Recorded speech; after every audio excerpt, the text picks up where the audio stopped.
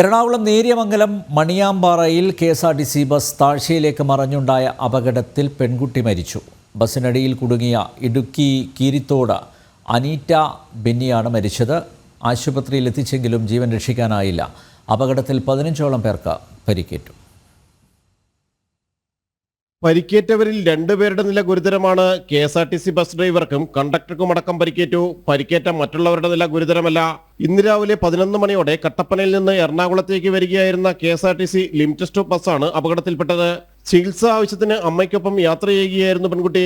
Bus നിയന്ത്രണം വിട്ട് താഴേക്ക് പതിച്ചപ്പോൾ അനീറ്റ പുറത്തേക്ക് തെറിച്ച് ബസ്സിനടിയിൽപ്പെടുകയായിരുന്നു. 9ാം ക്ലാസ് വിദ്യാർത്ഥിനിയാണ്. ക്രെയിൻ ഉപയോഗിച്ച് ബസ് ഉയർത്തിയാണ് പെൺകുട്ടിയെ പുറത്തെടുത്തത്.